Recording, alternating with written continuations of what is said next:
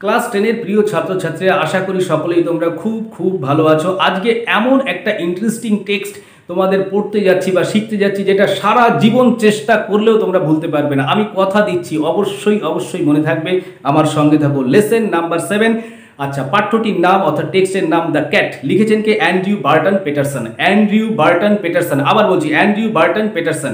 আচ্ছা, প্রথমেই আছে দ্য টেক্সট মানে টেক্সট বিষয়টা, অর্থাৎ যে পাঠ্যটি আছে সেই বিষয়। অ্যান্ড দ্য অথর মানে লেখক পরিচিতি, অর্থাৎ পাঠ্য পরিচিতি এবং লেখক পরিচিতি দিয়ে টেক্সটটা শুরু হয়েছে।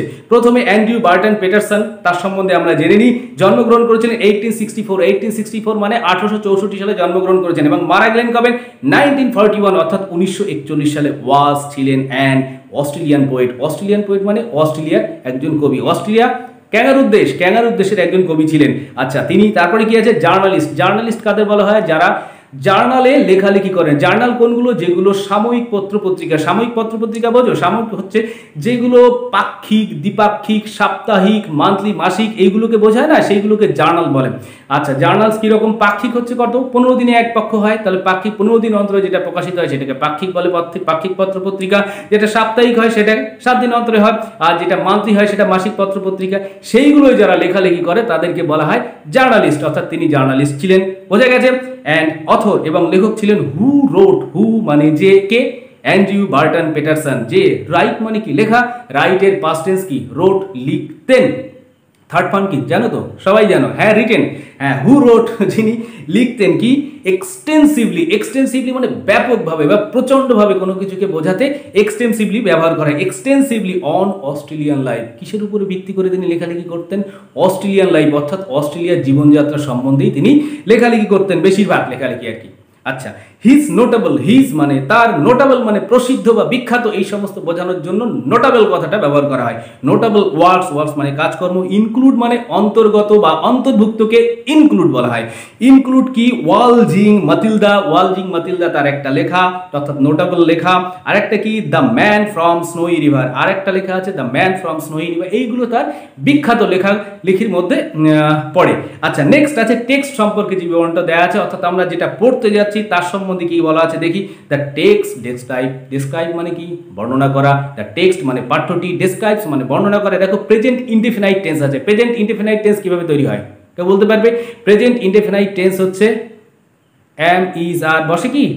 হ্যাঁ, এম ইজ আর ভার্বের প্রেজেন্ট ফর্ম হয়। থার্ড পারসন সিঙ্গুলার নাম্বার হলে এস বা ইএস যোগ হয়।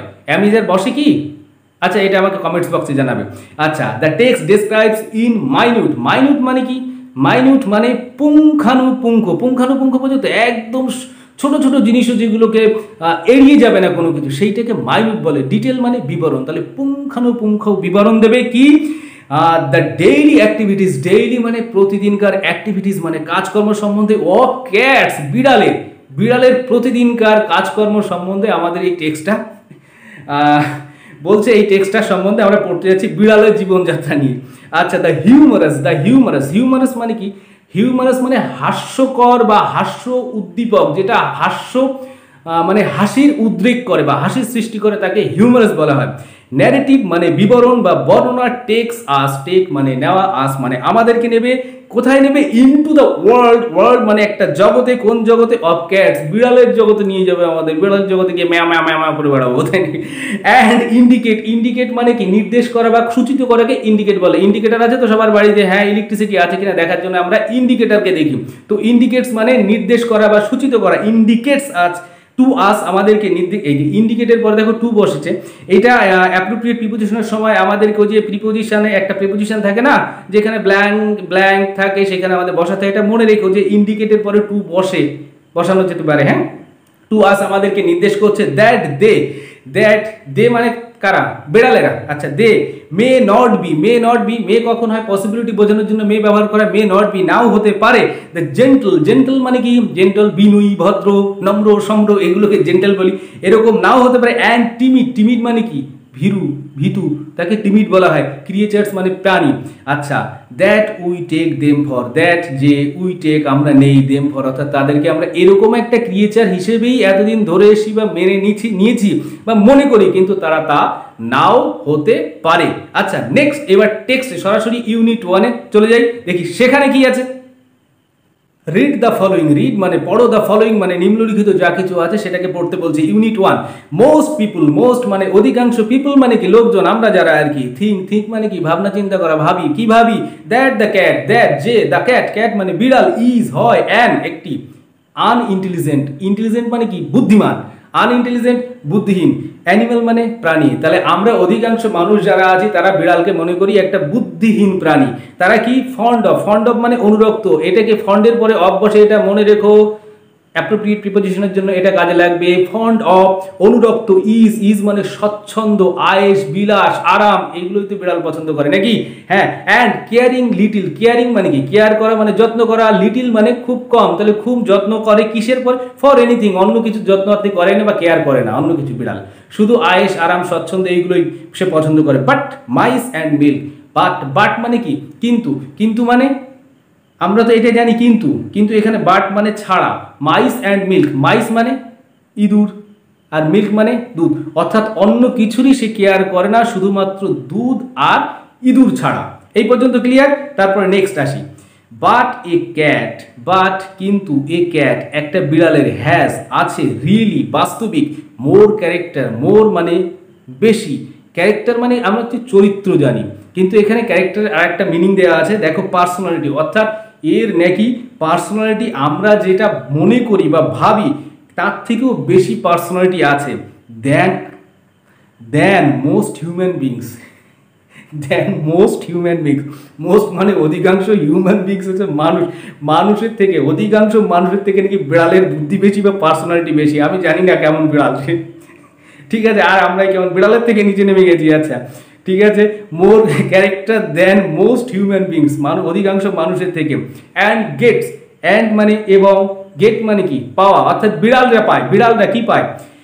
মোর deal, great deal, gets great deal, great মানে গ্রেট প্রচুর, ডিল মানে প্রচুর পরিমাণে কোনো কিছুকে বোঝানোর জন্য গ্রেট ডিল বোঝানো হয়। মোর স্যাটিসফ্যাকশন, মোর মানে বেশি, স্যাটিসফ্যাকশন মানে সন্তোষ পায়, আউট অফ লাইফ অর্থাৎ মানুষের থেকে তারা আরও বেশি সন্তোষজনক লাইফ লিড করে বা মানুষের থেকে বেশি তারা লাইফ এনজয় করে।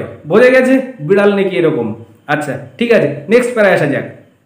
হি অর শি, হি অর্থাৎ ছেলে বিড়াল, শি মেয়ে বিড়াল, ইজ অ্যান, ইজ হতে পারে অ্যান অ্যাথলেট খেলোয়াড়, অ্যাথলেট জানি আমরা খেলোয়াড়।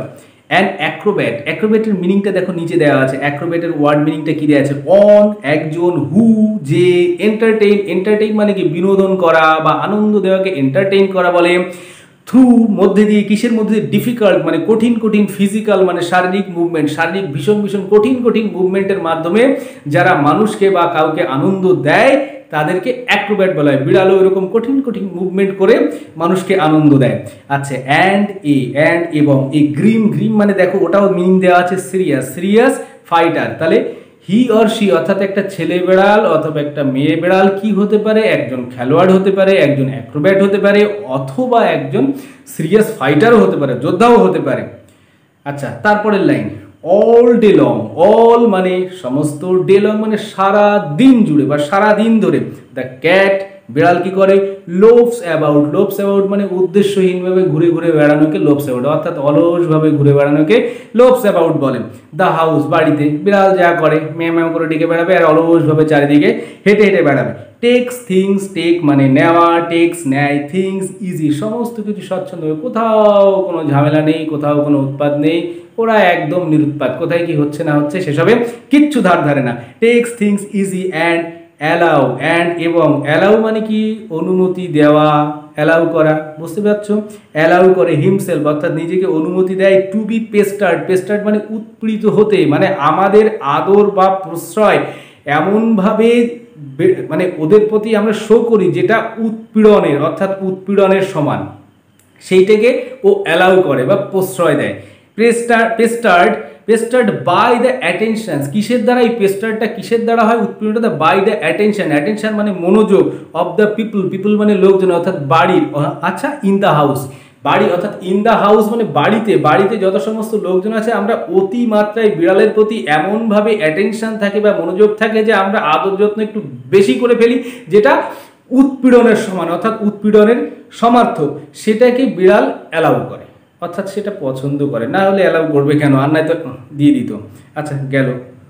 আচ্ছা তারপর to pass the time, to pass, pass মানে কি কাটানো, পাঠানো, কাটানো, কোনো কিছু অতিক্রম করাকে পাস করা বলে। এটা to pass the time, time মানে সময়, অ্যাওয়ে, সময়টাকে কাটাতে কি করে, হি সামটাইমস, হি অর্থাৎ ওই বিড়াল, সামটাইমস মাঝে মধ্যে, ওয়াস ওয়াস মানে কি, ওয়াস মানে লক্ষ্য করা বা পর্যবেক্ষণ করাকে ওয়াস করা বলে। ওয়াস এ মাউস হোল, মাউস হোল মানে কি ইঁদুরের গর্ত, ইঁদুরের গর্ত সে লক্ষ্য করে, অর্থাৎ কি করার জন্য, সময় কাটানোর জন্য, সময় আর কাটে না তো, সময় কাটানোর জন্য সে ইঁদুরের গর্ত লক্ষ্য করে।